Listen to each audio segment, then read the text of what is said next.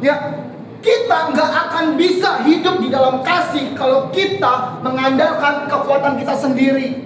Ingat itu baik-baik teman-teman. Ya, kamu nggak akan bisa melakukan kasih kalau kamu mengandalkan kekuatanmu sendiri. Nggak bisa. Kalau kamu mengandalkan kekuatanmu sendiri dalam melakukan kasih, kamu nggak akan pernah sanggup. Ingat itu baik-baik. Ya, karena ketika kita mau hidup di dalam kasih, kita butuh Tuhan. Ketika kita bahas mengenai kasih, seringkali kita tuh salah paham. Kasih itu buat kita hanya untuk orang yang kita cintai, hanya untuk orang yang kita sayang, hanya untuk orang yang baik sama kita, baru kita mengasihi orang itu. Betul atau enggak? Betul, itu faktanya.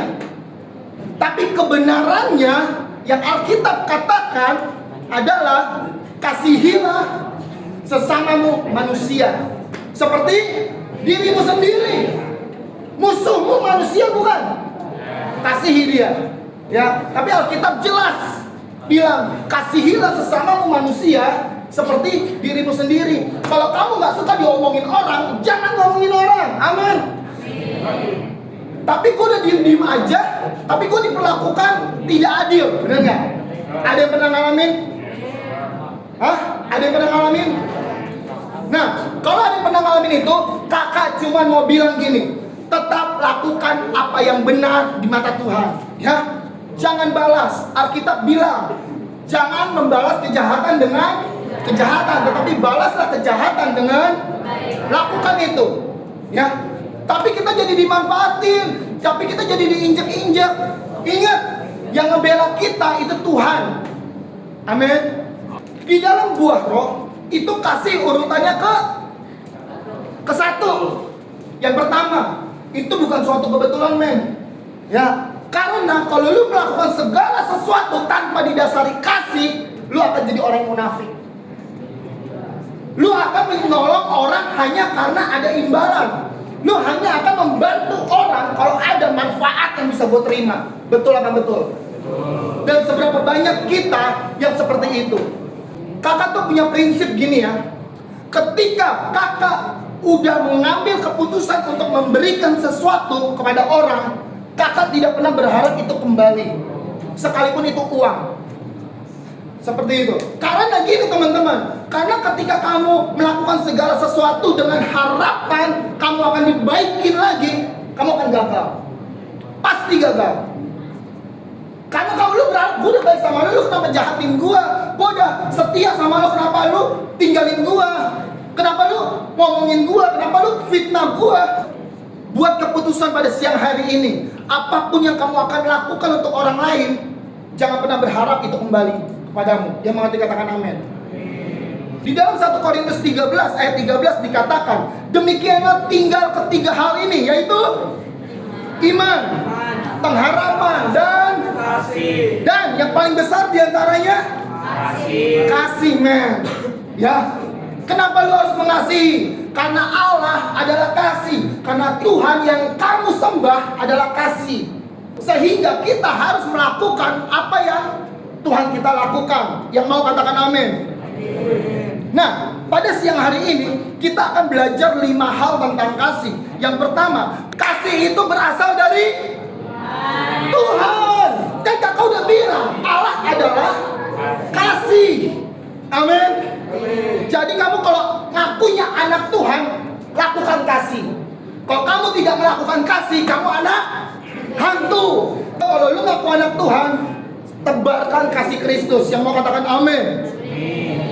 Yang pertama itu kasih itu berasal daripada Allah. 1 Yohanes 4 ayat 7 sampai 8 berkata demikian, teman-teman. Saudara-saudaraku yang kekasih, marilah kita saling mengasihi, sebab kasih itu berasal dari Allah. Kasih itu bukan usaha manusia, teman-teman. Makanya kakak bilang, kalau kamu mengandalkan kekuatan kamu sendiri, kamu gak akan bisa, dengerin kakak, gak akan mampu lu melakukan kasih. Karena lu mengandalkan kekuatan lu. Kakak mau kasih tahu siang hari ini bahwa dunia itu mengasihi kamu ada alasannya. Karena lu pinter kah? Karena lu cerdas kah? Karena lu kaya kah? Karena lu punya sesuatu yang bisa dimanfaatkan kah? Itu dunia. Coba lu gak bisa apa-apa, diapain? Gua tanya, diapain? Orang yang gak bisa apa-apa, diapain? Dijauhin. Ngapain berteman sama dia? Gak ada untungnya. Itu dunia, teman-teman. Dunia tuh mengasihi kita pakai syarat, tapi Tuhan enggak seperti itu. Kasih yang diajarkan Tuhan tidak seperti itu. Yang mengerti katakan amin. Gini teman-teman, Roma 5 ayat 8 bilang kayak gini. Akan tetapi Allah menunjukkan kasih-Nya kepada kita. Ya, Tuhan menunjukkan kasih-Nya buat kita semua yang di tempat ini. Alkitab bilang Yesus mati buat kita semua pada saat kita semua sedang berdosa, men.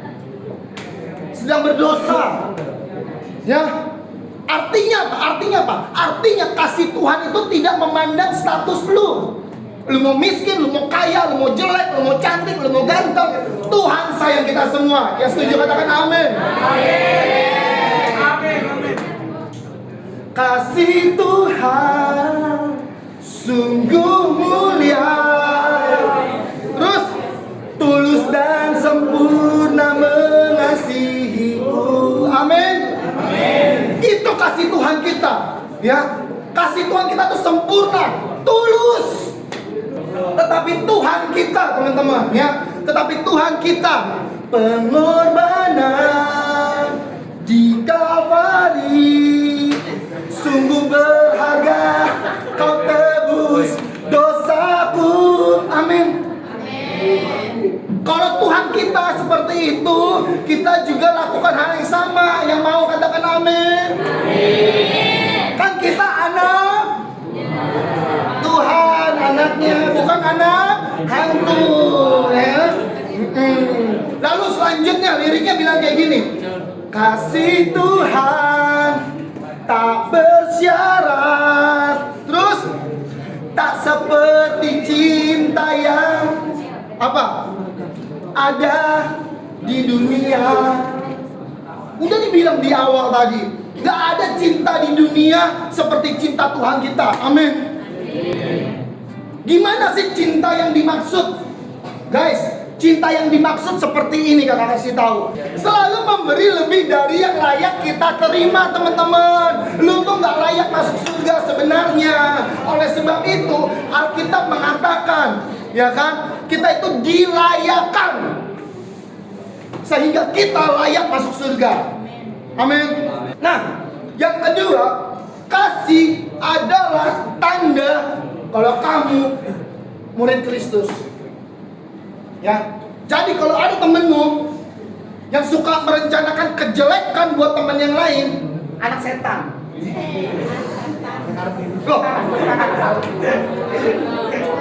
Loh, emang anak Tuhan suka merencanakan sesuatu yang jahat? Enggak. Yang suka merencanakan sesuatu yang jahat anak setan. Ya, agak keras dikit biar kena di hati. Yohanes 13 ayat 34 sampai 35 berkata, aku memberikan perintah baru kepada kita semua yang ada di tempat ini, yaitu supaya kita saling mengasihi. Amin. Bagaimana kamu bisa disebut sebagai murid Kristus? Yaitu ketika kamu mengampuni. Yang kedua, melayani. Kamu dikatakan murid Kristus kalau kamu rajin berdoa.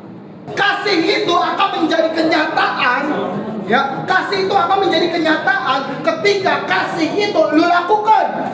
Yang ketiga, kasih itu bukan perasaan. Ingat, kasih itu bukan perasaan. Kalau kamu pakai perasaan, kamu gak akan pernah bisa mengampuni. Kalau kamu pakai perasaan, kamu gak akan pernah bisa ngampunin orang yang bersalah sama kamu. Gue udah disakitin, selama ini gue udah diam, selama ini gue udah gak ngapa-ngapain, tapi gue selalu disakitin. Nah, itu dia. Lu gak akan bisa membalas kebaikan sama dia. Alkitab bilang kejahatan balas pakai kebaikan. Gak akan bisa. Itu dia. Ya, oleh sebab itu kasih bukan perasaan, ya, tapi kasih itu tindakan. Sama seperti yang kakak bilang, kasih itu menjadi nyata ketika kasih itu dilakukan. Dan yang keempat, kasih menghasilkan pengampunan. Siapa yang masih punya dendam, nggak bisa ngampunin orang. Siapa? Ada di antara kamu yang gak bisa ngampuni? Banyak. Jawab aja, kok usah angkat tangan. Ada, gitu aja. Ada kan? Sehebat apa kita dibanding orang yang kita benci? Ya, emang kita nggak pernah melakukan seperti orang itu kepada Tuhan. Kalau Tuhan kayak kamu, artinya kita nggak selamat. Kalau Tuhan kayak kita, artinya kita nggak akan pernah masuk surga. Ya, karena kasihnya bersyarat. So, pada siang hari ini kakak mau ngajak kita semua, kalau kita mau melakukan kasih, artinya kita harus bisa mengampuni. Ya, karena gini teman-teman, Yesus waktu di atas kayu salib aja berkata apa? Ya Bapa, ampunilah mereka, sebab mereka tidak tahu apa yang mereka perbuat. Yesus diapain aja? Diludahin. Terus Yesus diapain?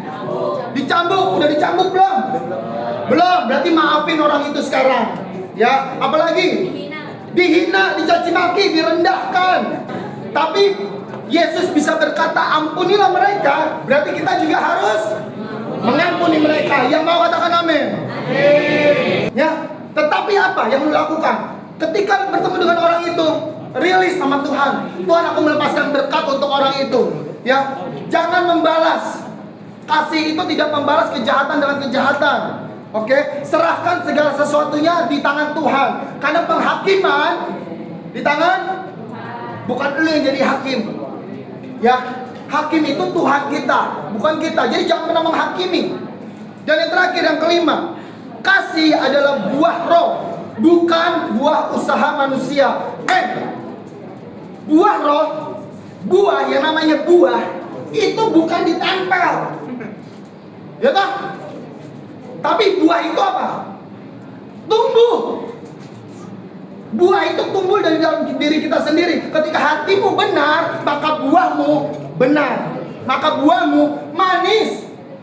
Tapi kalau hatimu jahat, buahmu pahit. Tahu nggak? Lalu bagaimana dong Kak caranya? Kak, bagaimana dong supaya aku bisa menghasilkan buah? Yang pertama, tinggal di dalam Kristus. Sebab Alkitab bilang, di luar Kristus kamu tidak dapat melakukan apa-apa. Dan yang kedua, dipenuhi Roh Kudus setiap hari. Artinya apa? Artinya kita hidup intim sama Tuhan.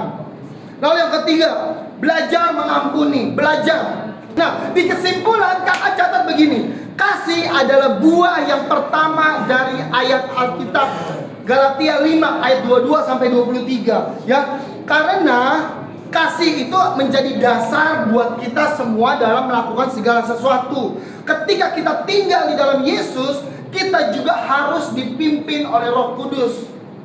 Ya, kalau Roh Kudus bilang ampuni, ampuni. Roh Kudus akan berikan kekuatan kepada kita. Oke? Karena Roh Kudus, kasih itu akan menjadi nyata dalam perkataan kita. Kalau kamu hidup dalam kasih, perkataanmu tuh selalu penuh berkat. Lu pasti bisa. Ayo jangan menyerah. Ayo gue bantu. Ayo kita jalan bareng. Itu dia.